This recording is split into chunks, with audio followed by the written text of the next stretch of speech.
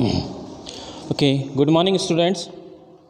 Again I am here back, Vichitra Kumar, PGT Commerce. Today I'll teach you in accountancy about past adjustments.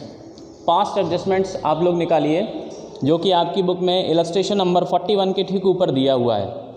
Past adjustment होता क्या है? Past adjustment और adjustment in the closed accounts.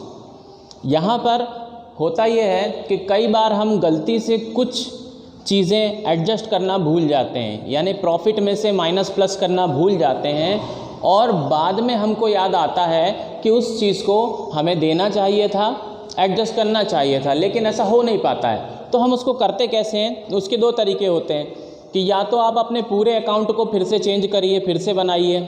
तो आप भी जानते हैं, आपने 11th क्लास में पढ़ा था कि अकाउंट में काटा पीटी करना, ओवर राइटिंग करना, वाइटनर लगाना, ये सब अलाउ नहीं है। कोई गलती हो गई है तो उसको सुधारने के लिए भी जर्नल एंट्री है ना।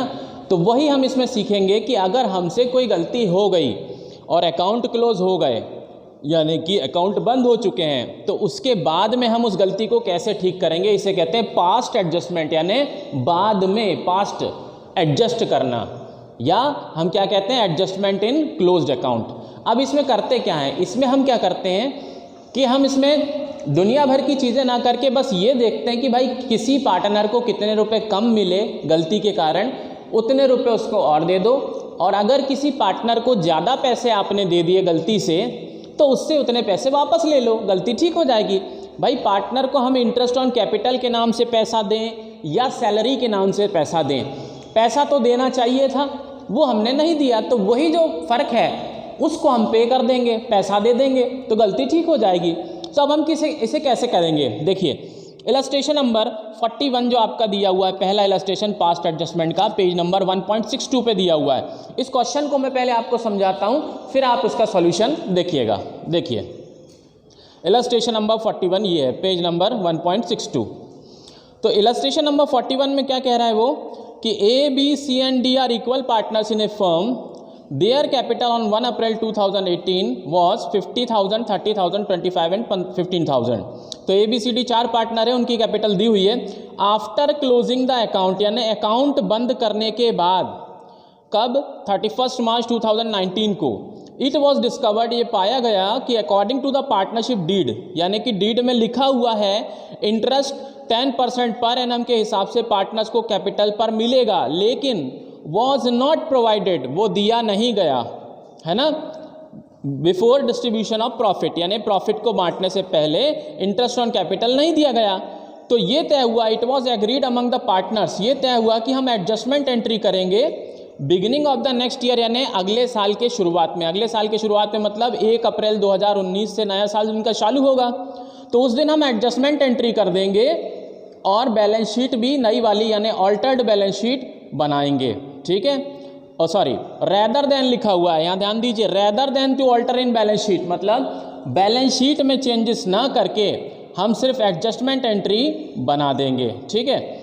आगे क्या लिखा हुआ है? Pass the necessary journal entry assuming capitals are not fixed, यानी आप जर्नल एंट्री पास करके इस गलती को ठीक करिए और ये मान के चलिए कि कैपिटल फिक्स नहीं है।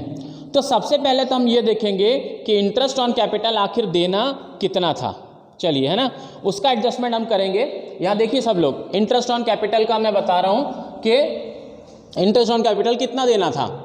इंटरेस्ट था ए बी सी डी चारों पार्टनर का, इसका 50,000 की कैपिटल थी, इसकी कैपिटल थी 30,000 की, इसकी कैपिटल थी 25,000 और डी की कैपिटल थी 15,000, ठीक। इस पर हमें इंटरेस्ट देना था कितना परसेंट?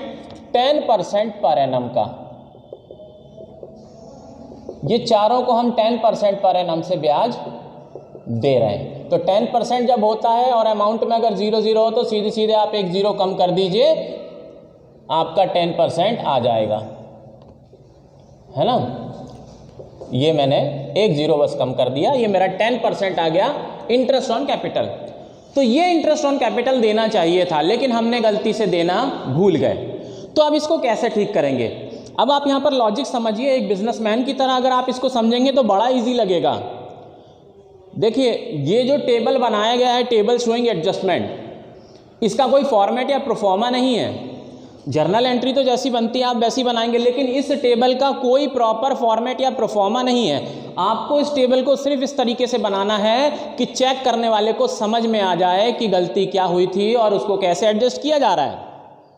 तो यहाँ देखिए कितना इंटरेस्ट ऑन कैपिटल देना चाहिए था, 5000 इसका, 3000 इसका, 2500 इसका और 1500 इसका। टोटल मिलाकर कितना हुआ, 12,000 रुपीज चारों पार्टनर का इंटरेस्ट ऑन कैपिटल, जो कि नहीं दिया गया। अब नहीं दिया तो इससे हुआ क्या है, अब ये ध्यान दीजिए कि इंटरेस्ट ऑन कैपिटल नहीं देने से हुआ क्या। हुआ ये कि जब आपने profit and loss appropriation account बनाया होगा, है ना, जब आपने profit and loss appropriation account बनाया होगा तो उसमें यहां पर इंटरेस्ट ऑन कैपिटल लिखा जाता है ना। तो यहां पर आप कैसे लिखते हैं, 5000, 3000, 2500 और 1500 ऐसे करके चारों का इंटरेस्ट ऑन कैपिटल यहां पर लिखना चाहिए था। टोटल 12,000 रुपीज इधर आने चाहिए थे, ऐसा होना चाहिए था, लेकिन आपने ऐसा नहीं किया। नहीं किया मतलब आपने यहाँ पे 12,000 रुपये नहीं लिखे डेबिट साइड में। डेबिट साइड में कुछ नहीं लिखा, इसका मतलब प्रॉफिट में से 12,000 रुपये माइनस नहीं हुए। डेबिट में जो भी चीज़ें लिखते हैं, सैलरी हो, कमीशन हो, इंटरेस्ट ऑन कैपिटल हो, जो भी चीज़ें हो, वो सारी चीज़ें क्या करती हैं, प्रॉफिट को कम कर देती हैं। लेकिन आपने ऐसा किया नहीं, तो इससे क्या इफेक्ट हुआ, इससे इफेक्ट ये हुआ कि जो भी आपका प्रॉफिट था, जो कि यहां पर डिस्ट्रीब्यूट किया जाता है लास्ट में, to profit transfer to capital account, है ना, यहां जो प्रॉफिट डिस्ट्रीब्यूट किया जाता है उसमें 12,000 रुपये और एक्स्ट्रा जुड़े हुए थे, जो कि नहीं होने चाहिए थे। इतना समझ में आया कि आपने interest on capital debit side में नहीं लिखा, 12,000 रुपये माइनस नहीं किए प्रॉफिट में से, इसका मतलब है प्रॉफिट में 12,000 रुपीज एक्स्ट्रा जुड़े हुए थे। अब प्रॉफिट कितना है वो हमें नहीं मालूम, बस ये पता है कि 12,000 रुपये एक्स्ट्रा थे। अब उस एक्स्ट्रा 12,000 को इन लोगों ने क्या किया होगा, अपने रेशियो में बांट लिया होगा। भाई रेशियो में ही बांटा जाता है ना प्रॉफिट, तो जो 12,000 रुपये ज़्यादा थे वो 12,000 रुपये भी रेशियो में बटे होंगे। अब रेशियो इनको कैसा है, इक्वल है। इक्वल है मतलब उस 12 में से 3,000 रुपये ए ने ले लिए, 3,000 रुपये बी ने ले लिए, सी ने 3,000 रुपये ले लिए और डी ने भी 3,000 रुपये ले लिए। ऐसे करके चारों ने उस 12,000 में से 3,000 रुपये ले लिए, है ना। इतना समझ में आया, ये गलती हुई है। अब होना क्या चाहिए था, देखिए इंटरेस्ट ऑन कैपिटल में प्लस होता है, पार्टनर के लिए एक प्रॉफिट वाली चीज़ है, इनकम वाली चीज़ है। तो कितना इसको इंटरेस्ट ऑन कैपिटल मिलना था, एक को 5,000, तो वो तो नहीं मिला, लेकिन उसको प्रॉफिट जो बढ़ा हुआ था उसमें से 3,000 तो मिल गए ना। 5,000 उसको इंटरेस्ट ऑन कैपिटल मिलना चाहिए था, लेकिन वो नहीं मिला। पर जो प्रॉफिट बढ़ा हुआ है गलती से, उसमें गलती के कारण उसको 3,000 रुपये तो मिल गए। तो फाइनली उसको कितने रुपए नहीं मिले, 2,000 रुपये कम मिले। 5,000 मिलना चाहिए था इंटरेस्ट ऑन कैपिटल के नाम से, तो कोई बात नहीं, उसको प्रॉफिट के नाम से मिला, लेकिन पैसा तो मिला पर कम मिला। कितना कम मिला, 2,000 रुपये। 3,000 ही मिले ना, उसको मिलना कितना चाहिए था, 5,000 रुपये। इसी तरह से बी को इंटरेस्ट ऑन कैपिटल के नाम से 3,000 मिलना चाहिए था, पर बी को कितना मिल गया, प्रॉफिट के नाम से 3,000 मिल गया। तो बी को तो 3 मिलने थे, 3 ही मिले। तो बी को अब हम कुछ देना लेना नहीं करेंगे, क्योंकि उसको जितना मिलना था गलती से भी उसको उतने ही मिले। सी को देखिए, सी को 2500 इंटरेस्ट ऑन कैपिटल के नाम से मिलना था, लेकिन वो 12,000 का प्रॉफिट ज़्यादा होने के कारण उसको मिल गए 3,000 रुपये, तो उसको 500 रुपये ज़्यादा मिल गए सी को। इस सी से हम 500 रुपये ले लेंगे वापस, क्या आप वापस करिए। और ये जो डी है, इसको मिलने थे 1,500 रुपीज़ इंटरेस्ट ऑन कैपिटल के नाम से, लेकिन मिल नहीं पाए, तो उसको हमने बांट दिया प्रॉफिट के रेशियो में। 3,000 रुपये इसको मिल गए, इसको मिलने थे सिर्फ 1,500, मिल गए कितने, 3,000, यानी 1,500 रुपये ज़्यादा मिल गए। इस डी से भी हम 1,500 रुपये ज़्यादा ले लेंगे। तो सी से हम लेंगे 500 रुपये वापस, डी से लेंगे 1,500 रुपये वापस। टोटल कितने वापस मिले, 2,000। और बी को कुछ नहीं करना और ए को कितना देना है, 2,000। तो उन दो पार्टनर से टोटल 2,000 रुपये लेकर हम किसको दे देंगे, ए को दे देंगे। इतना समझ में आया। जितना दूसरे पार्टनर से वापस लेना है उतना ही किसी पार्टनर को देना भी रहता है। देखिए इसमें डिफरेंस नहीं आना चाहिए। इससे 500 रुपये वापस लेना है, इससे 1,500 रुपये वापस लेना है, टोटल 2,000 रुपये वापस मिलेंगे। और ए को कितना देना है, 2000 ही देना है, यानी इन दोनों से लेकर हम सी और डी से पैसा लेकर हम ए को दे देंगे। इतना समझ में आया।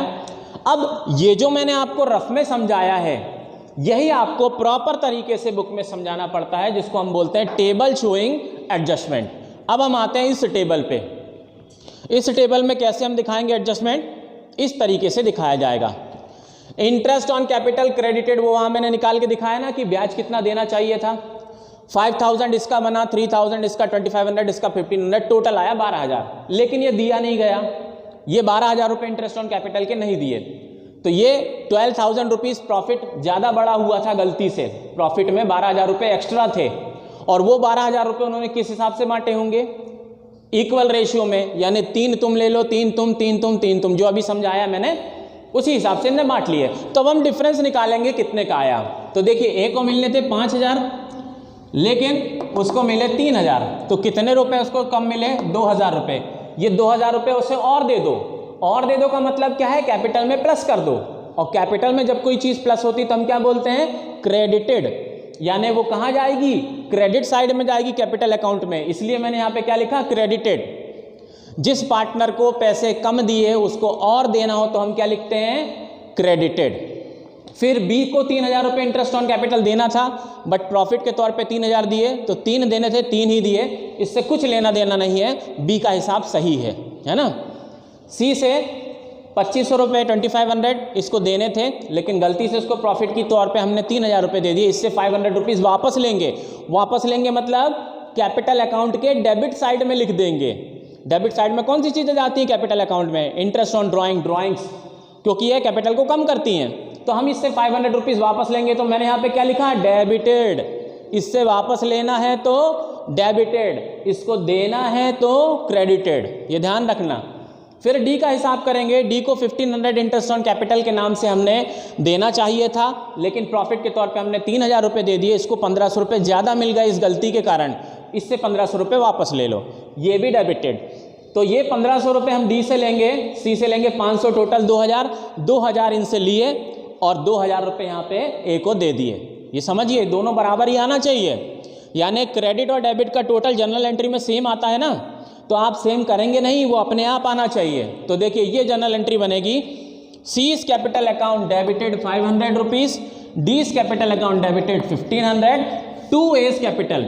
देखिए जब भी किसी की कैपिटल में कुछ जुड़ता है तो वो क्रेडिटेड यानी क्रेडिट साइड में जाता है कैपिटल अकाउंट में, और जर्नल एंट्री में वो हमेशा 2 में रहता है। ध्यान रखिएगा, जब भी किसी भी पार्टनर की कैपिटल में कुछ प्लस होता है तो वो जर्नल एंट्री में उस पार्टनर का कैपिटल अकाउंट 2 में रहता है, और जब भी किसी की कैपिटल में से कुछ माइनस किया जाता है, जैसे लॉस है, इंटरेस्ट ऑन ड्राइंग है या ड्राइंग भी है, तो उस कंडीशन में कैपिटल अकाउंट डेबिट में जाता है।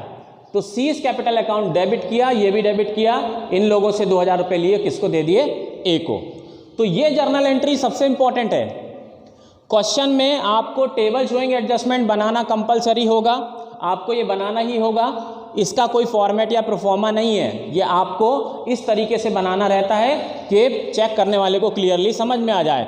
और सबसे इंपॉर्टेंट होती है जर्नल एंट्री, क्योंकि क्वेश्चन भी कहेगा कि शो जर्नल एंट्री, तो ये क्वेश्चन इस तरीके से सॉल्व किया जाएगा। देख लीजिए, अच्छे समझ में आ रहा है ना। तो ये था पास्ट एडजस्टमेंट। अभी ऑनलाइन क्लासेस जब आपकी चलेंगी तब मैं और आपको समझाऊंगा पास्ट एडजस्टमेंट के बारे में। जो लोग उसमें अटैच नहीं हो रहे हैं, क्लास अटेंड नहीं कर रहे हैं, वो लोग अपना नुकसान खुद देखेंगे, है ना। आप लोग उस क्लास को अटेंड करिए और बाकी अपने नोट्स तैयार कीजिए, ठीक है। Thank you.